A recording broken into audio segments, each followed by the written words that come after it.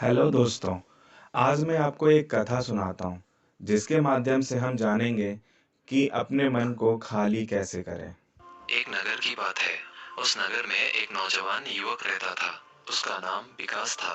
उसे एक समस्या थी और उसकी समस्या यह थी कि उसका मन हर समय भटकते रहता था। उसके मन में हर समय कोई न कोई नकारात्मक विचार चलते रहते थे। उसके मन की बकबक कभी शांत नहीं होती थी। वो जब भी कुछ सोचकर करता तो कुछ अलग ही कर देता। कभी वो अपने अतीत के बारे में सोचकर पछताता था कि काश मैंने उस काम को, उस समय को कुछ ऐसा कर दिया होता, उस काम को वैसा कर दिया होता। या फिर वो अपने भविष्य के बारे में सोचता रहता और डरता रहता कि कहीं भविष्य में ऐसा हो गया तो क्या होगा, कहीं मैं असफल हो गया तो क्या होगा, अगर मुझसे कोई गलती हो गई तो लोग मेरा मजाक उड़ाना शुरू कर देंगे। और ऐसे ही कई सारे नकारात्मक और असफलता से भरे विचार उसके मन में आते रहते थे। विकास हमेशा ही अपने विचारों में खोया रहता। वह अपने विचारों से मुक्ति पाना चाहता था। विकास चाहता था कि उसके मन में कोई भी फालतू विचार कभी भी ना आए, लेकिन हर समय विचारों का सैलाब उसके मन में उठता ही रहता। इसीलिए जीवन में वो बहुत परेशान हो गया था। फिर एक दिन उसे किसी ने बताया कि यहाँ पास के ही जंगल में एक बौद्ध भिक्षु रहते हैं। उसके पास जाओ, वो तुम्हारी मानसिक समस्या का समाधान अवश्य कर देंगे। ये सुनकर विकास तुरंत ही बौद्ध भिक्षु के पास चला जाता है और अपनी सारी समस्या उन्हें बताता है। बौद्ध भिक्षु भी विकास की बातों को बड़े ही ध्यान से सुन लेते हैं और उससे कहते हैं कि तुम मुझसे क्या जानना चाहते हो। ये सुनकर विकास कहता है, हे गुरुदेव, मैं अपने मन को शांत व खाली करना चाहता हूँ। मैं आपसे ये जानना चाहता हूँ कि मन को खाली व शांत कैसे करते हैं। मेरा मन हर वक्त विचारों से भरा रहता है। मेरा ध्यान एक जगह लग ही नहीं पाता है, जिसके कारण मेरे हर काम में समस्या आ जाती है। मैं एक चीज करता हूँ तो नकारात्मक विचारों के कारण दूसरी चीज पर पहुँच जाता हूँ। मेरा मन एक जगह ठहरता ही नहीं है और यूं ही हर दिन मेरे मन में हजारों विचार चलते रहते हैं। और ये कब होता है, क्यों होता है, मुझे कुछ पता नहीं चलता। बहुत देर बाद मुझे एहसास होता है कि मैं क्या करने बैठा था और मैं क्या कर रहा हूँ। गुरुदेव, मैं अपने मन को विचारों से खाली कर देना चाहता हूँ। मैं चाहता हूँ कि मेरे मन में एक भी विचार ना आए। जब मैं चाहूँ तभी मेरे मन में विचार आए। फिर बौद्ध भिक्षु ने कहा, किसी समस्या का समाधान तभी निकाला जाता है जब हम उस समस्या की जड़ तक पहुँच जाते हैं, समस्या को ठीक से समझते हैं और जानते हैं। आगे बौद्ध भिक्षु कहते हैं, जिस मन को तुम खाली करना चाहते हो, क्या तुमने उस मन को कभी भी थोड़ा बहुत भी समझा है, जाना है। ये सुनकर विकास ने कहा कि महाराज, मैंने अपने मन को जानने की बहुत कोशिश की है, लेकिन मैं जितना इसके बारे में जानता हूँ, मेरा मन उतना ही रहस्यमय हो जाता है। फिर बौद्ध भिक्षु ने उस युवक को एक घड़ा देते हुए कहा कि जाओ, इस घड़े में छोटे छोटे पत्थर भरकर लेकर आओ। फिर वो युवक वहां से गया और छोटे छोटे पत्थर भरकर लेकर आया और उस घड़े को बौद्ध भिक्षु के पास रख दिया। फिर बौद्ध भिक्षु ने उस युवक से कहा कि इस घड़े को तुम अपना मन समझो और इस घड़े में भरे पत्थरों को अपने विचार समझो। अब इस घड़े में और पत्थर डालो। उस युवक ने घड़े में और पत्थर डालना शुरू किया। क्योंकि घड़ा पहले से भरा हुआ था, एक दो पत्थर डालने के बाद बाकी सारे पत्थर नीचे गिरने लगे। फिर बौद्ध भिक्षु ने उस युवक से कहा, रुको जरा, ध्यान से देखो। अब घड़े में पत्थर नहीं आ रहे हैं, बल्कि पत्थर नीचे गिर रहे हैं। क्योंकि ये एक घड़ा है, जो इसमें आ सकता था वो आ गया। अब इसमें और पत्थर नहीं आएंगे। अगर दूसरे पत्थर डालने हैं तो पहले वाले पत्थरों को निकालना होगा। ये सुनकर उस युवक ने कहा, गुरुदेव, मैं आपकी बात समझ गया हूँ कि आप मुझे क्या बताना चाहते हैं। हमें अपने मन को विचारों से ही खाली कर देना चाहिए। विकास की ये बात सुनकर बौद्ध भिक्षु मुस्कुराने लगे और कहा, पहले मेरी पूरी बात तो सुन लो, उसके बाद मन को खाली कर लेना। फिर बौद्ध भिक्षु ने उस युवक को कहा कि हमारा मन एक घड़े के बिल्कुल उल्टा है। क्योंकि घड़े को तुम पत्थरों से भर सकते हो, लेकिन मन को विचारों से नहीं भर पाओगे, क्योंकि मन तो हमेशा खाली रहता है। ये सुनकर उस युवक ने कहा, गुरुदेव, मुझे आपकी बातें कुछ समझ नहीं आ रही है। मन अगर खाली रहता है तो फिर हम उसे खाली करना क्यों चाहते हैं। फिर मन को खाली करने की क्या ही आवश्यकता है। फिर बौद्ध भिक्षु ने उससे कहा कि इस घड़े से एक एक करके पत्थरों को बाहर निकालो। विकास ने वैसा ही किया। वो घड़े में से एक एक करके पूरे पत्थरों को बाहर निकालता रहा और ऐसा करते करते अंततः घड़ा खाली हो गया। फिर बौद्ध भिक्षु ने उस युवक से कहा, देखा तुमने, जब एक एक करके तुमने पत्थरों को बाहर निकाला तो ये घड़ा खाली हो गया। अब तुम इस घड़े में कोई भी पत्थर डाल सकते हो, दूसरे पत्थर डाल सकते हो या फिर उन्हीं पत्थरों को दोबारा डाल सकते हो, आधा भर सकते हो या फिर पूरा भी भर सकते हो। फिर वह युवक कहता है, गुरुदेव, मैं भी तो यही कह रहा हूँ कि मुझे अपने मन को खाली करना है। ये तो एक पत्थर है, इसे आसानी से निकाला जा सकता है और घड़े को खाली किया जा सकता है, लेकिन गुरुदेव, मैं अपने मन को खाली कैसे करूं? फिर बौद्ध भिक्षु ने कहा, इस घड़े में एक पत्थर डालो और 2 पत्थर निकालो। ये सुनकर उस युवक ने कहा, गुरुदेव, ये कैसे हो सकता है? जब इस घड़े में एक पत्थर होगा तो एक ही पत्थर निकलेगा, 2 कैसे निकलेंगे? फिर बौद्ध भिक्षु ने उससे कहा, ऐसा नहीं हो सकता है, तो ऐसा ही करो कि इस घड़े में 2 पत्थर डालो और 4 निकालो। विकास ने कहा, महाराज, ऐसा कैसे हो सकता है? ये कोई चमत्कारिक घड़ा तो है नहीं कि एक डालो तो 2 निकल आएंगे, 2 डालो तो 4 निकल आएंगे। ये सुनकर बौद्ध भिक्षु ने कहा, ये घड़ा तो चमत्कारिक नहीं है, लेकिन तुम्हारा मन तो चमत्कारिक है। उसमें से अगर तुम एक विचार बाहर निकालते हो तो उसके साथ 2 विचार आते हैं, और जब तुम उन 2 विचारों को पकड़ते हो तो उसके साथ 4 विचार निकलते हैं, और फिर ऐसा करते करते विचारों की एक लंबी श्रृंखला बन जाती है, और फिर तुम कहीं नहीं रुकते, एक के बाद एक विचारों को पकड़ते जाते हो। यह मिट्टी का घड़ा तो पत्थरों से भर जाएगा, लेकिन तुम्हारा मन कभी नहीं भरता, वो हमेशा खाली है, लेकिन वह खाली नहीं करता। ये इस मन की माया है कि सब कुछ है लेकिन फिर भी कुछ नहीं। फिर उस युवक ने कहा, गुरुदेव, मैं आपकी बात समझ रहा हूँ, लेकिन क्या मैं हमेशा अपने विचारों के जाल में ही फंसा रहूंगा? क्या मन के इस माया जाल से निकलने का कोई रास्ता नहीं है? फिर बौद्ध भिक्षु ने कहा, इस मिट्टी के घड़े में आधे पत्थर भर दो। फिर उस युवक ने ऐसा ही किया। फिर बौद्ध भिक्षु ने कहा, अब इन पत्थरों में से कोई एक पत्थर चुनो और उस पत्थर की एक छोटी सी मूर्ति बनाकर मुझे दे दो। मैं जानता हूँ कि तुम एक अच्छे कलाकार हो। विकास ने एक पत्थर निकाला और उस पत्थर को बौद्ध भिक्षु के सामने ही तराशने लगा। पत्थर को तराशते वक्त उसे लगा कि ये पत्थर अच्छा नहीं है। फिर उसने दूसरा पत्थर घड़े से निकाला, लेकिन उसे वो पत्थर भी पसंद नहीं आया। फिर उसने तीसरा पत्थर निकाला, लेकिन वो तीसरा पत्थर भी उसे पसंद नहीं आया। उसका रंग अच्छा नहीं था। ऐसा करते करते उस युवक ने सारे ही पत्थरों को बाहर निकाल दिया। उस युवक को ऐसा करते हुए बौद्ध भिक्षु बड़े ही ध्यान से देख रहे थे।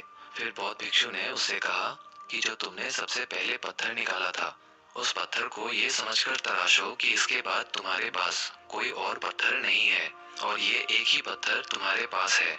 फिर उस युवक ने, जैसा गुरुदेव ने कहा, उसी एक पत्थर को लेकर तराशना शुरू किया और उसने उस पत्थर से एक बहुत ही सुंदर मूर्ति बनाई और बौद्ध भिक्षु को भेंट की।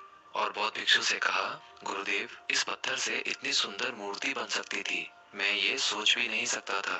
उस युवक की बात सुनकर बौद्ध भिक्षु ने कहा कि जब तुम्हारे पास और कोई दूसरा विकल्प नहीं होता है, तब हम उस विकल्प में ही संपूर्ण ऊर्जा लगाते हैं और उसी को सबसे बेहतर बनाते हैं। और जब हमारे पास कई सारे विकल्प होते हैं तो हम पत्थर चुनते भी नहीं और मूर्ति बनती भी नहीं।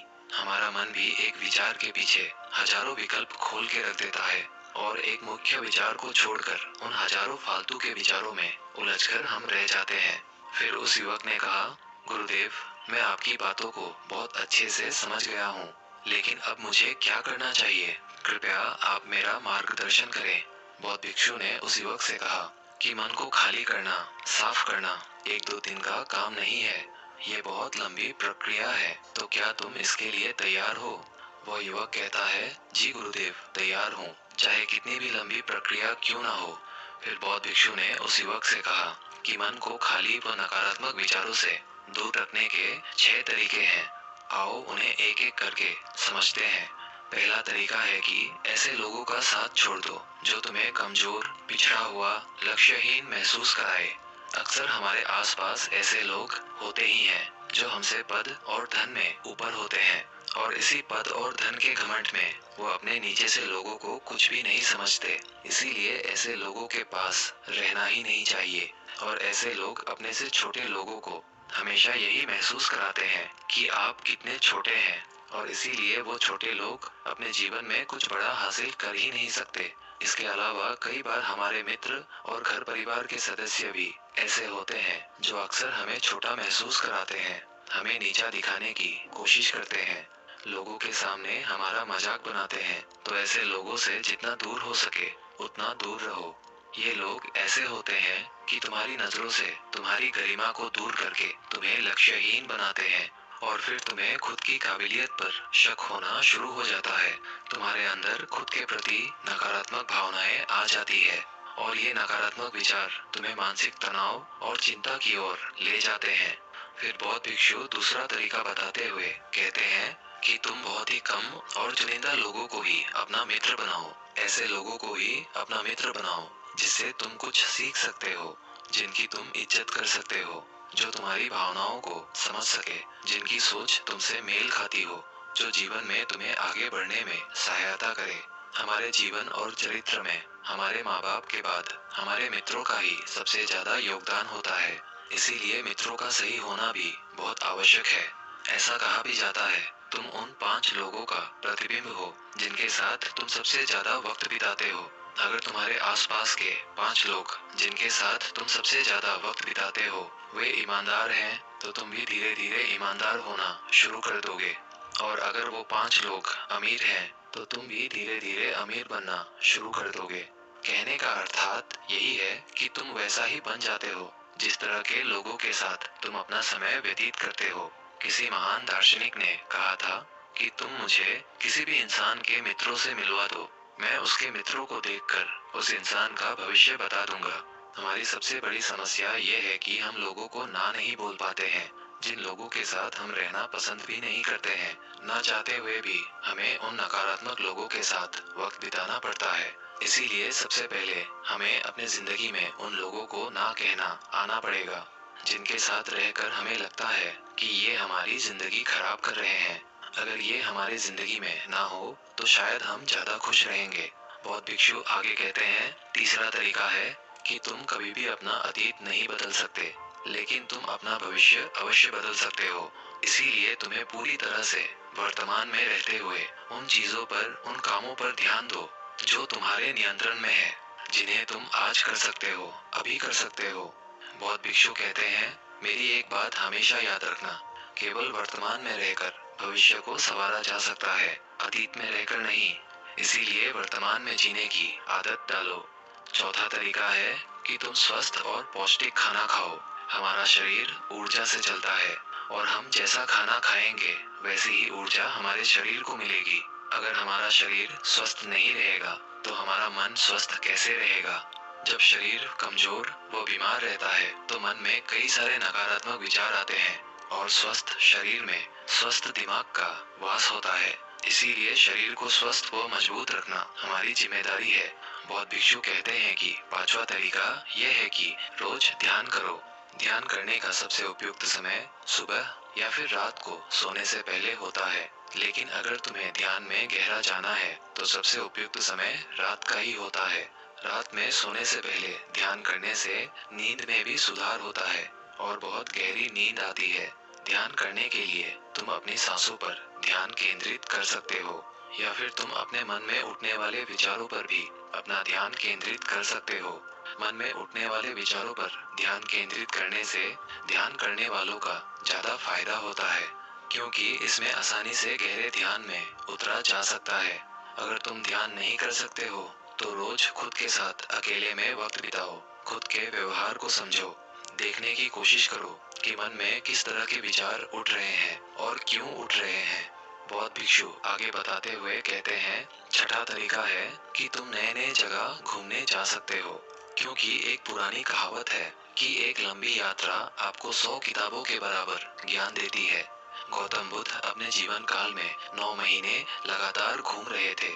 उनके भ्रमण करने का यही कारण था कि नए नए जगह जाने से ज्ञान की प्राप्ति के साथ साथ मन को एक नयापन भी प्राप्त होता है। नई जगह घूमने जाने पर हमारा मन उत्साहित रहता है। फिर बौद्ध भिक्षु कहते हैं, मन के जाल में कभी मत फंसो, मन को खाली करने की कोशिश मत करो। जीवन में ध्यान करना सीखो, अपने ध्यान को केंद्रित करो, अपने ध्यान में एकाग्रता लाओ और जीवन में जो कर रहे हो उसे पूरी मेहनत के साथ अंतिम समझकर करो। उस काम को ऐसे करो कि उसके बाद तुम्हें और कुछ नहीं करना है, और जब फिर दूसरे विचार पर कार्य करो तो बस उसी पर कार्य करो, किसी तीसरे विचार पर नहीं। मन के मायाजाल से निकलना इतना आसान नहीं, लेकिन ध्यान करने से सब कुछ पाया जा सकता है। दोस्तों, आशा करते हैं आज की इस कहानी से आपने जरूर कुछ ना कुछ मूल्यवान सीखा होगा। कहानी अच्छी लगी हो तो वीडियो को एक लाइक और चैनल को सब्सक्राइब जरूर कर दीजिएगा। मिलते हैं अगले वीडियो में, तब तक के लिए धन्यवाद।